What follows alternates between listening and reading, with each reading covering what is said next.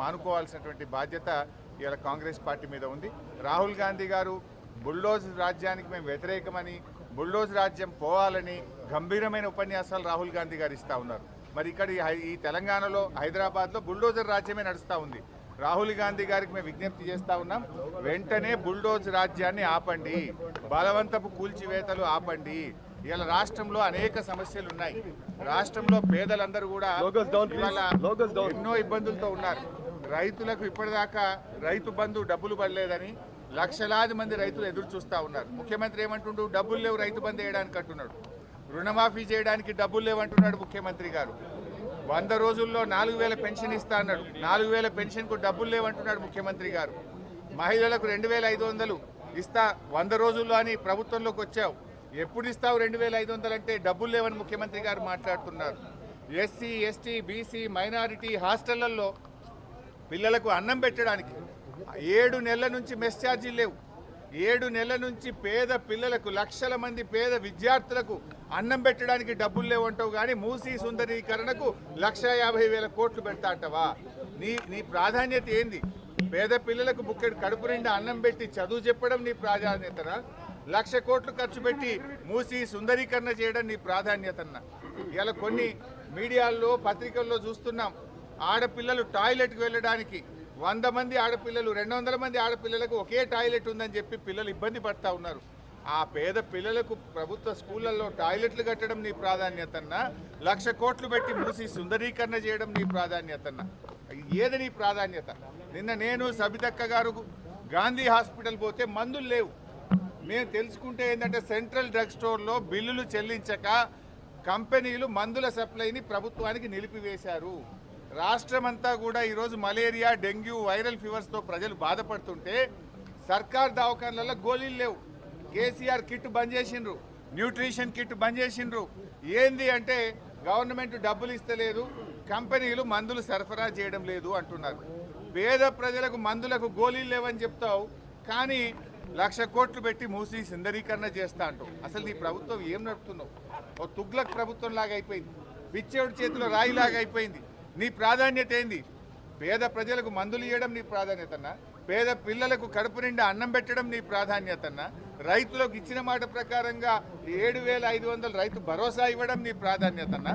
1,00,000 కోట్లు పెట్టి నువ్వు సుందరీకరణ చేయడం నీ ప్రాధాన్యతనా? ఏది నీ ప్రాధాన్యత? నువ్వు ఏం చెప్పి ప్రజలకు అధికారంలోకి వచ్చావు?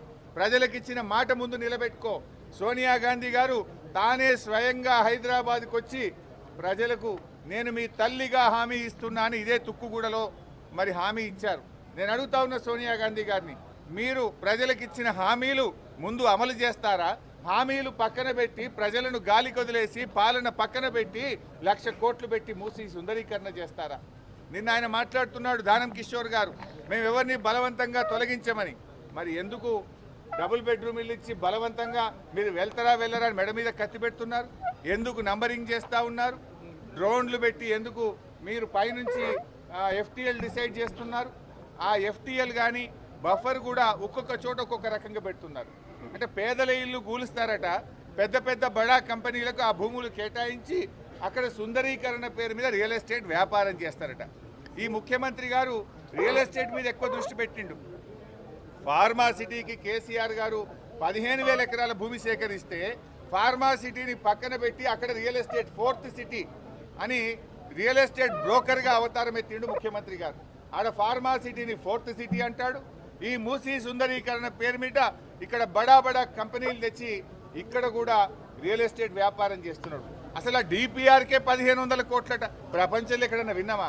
ప్రాజెక్టుకు 1,500 కోట్లంటే విన్నాం, కానీ మూసీ ప్రాజెక్టు DPRకే 1,500 కోట్లు పెట్టి DPR చేయిస్తాడట.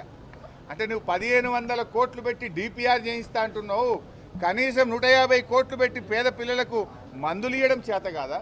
పేద ప్రజలకు ప్రభుత్వ దవాఖానలో మందులు ఇవ్వడం మీద ఎందుకు దృష్టి పెట్టావు? నువ్వు SC, ST, BC హాస్టల్లో అన్నం పెట్టడం మీద ఎందుకు ఆలోచించావు?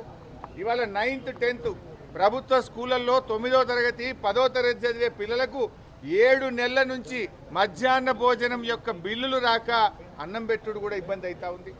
ఈ సమస్యలన్నీ పక్కన పెట్టి ఈ సుందరీకరణ పేరు మీద ప్రజలను ఉసురు పోసుకోవద్దు, గోసబెట్టద్దు. ఇప్పటికైనా దీన్ని మానుకోండి.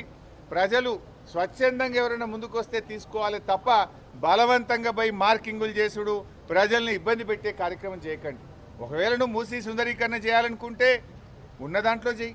మా ప్రభుత్వం ఉండగా 32 ఎస్టీపీలు ఆనాడు కేటీఆర్ గారు మున్సిపల్ మినిస్టర్గా 32 ఎస్టీపీలు కట్టి మూసీలోకి మురికి నీరు రాకుండా మేము ప్రారంభించాం కదా. అవి దాదాపు పూర్తవుతా ఉన్నాయి. ఇంకా కొంచెం బ్యాలెన్స్ వర్క్ ఉంది, దాన్ని పూర్తి చేయి. మూసీలో మురికి నీరు రాకుండా చేయి. మూసీలోకి ఇవాళ ఎక్కడి నుంచి గోదావరి నీరు తెస్తావు నువ్వు? కేసీఆర్ కట్టించిన కాళేశ్వరం ప్రాజెక్టు నుంచి మూసీకి నువ్వు మంచినీళ్ళు తెస్తా, గోదావరి నీళ్ళు తెస్తా అంటున్నావు. కాళేశ్వరం దండగంటావు, కాళేశ్వరం కూలిపోయిందంటావు. నిన్నేమంటాడు దానం కిషోర్? వారం రోజుల్లో టెండర్ పిలుస్తున్నాం, 5,000 కోట్లు శాంక్షన్ చేసినాం. మేము ఆ మూసీలోకి గోదావరి నీళ్లు తెస్తా అంటున్నాం. ఎక్కడికి వస్తాయి గోదావరి నీళ్ళు?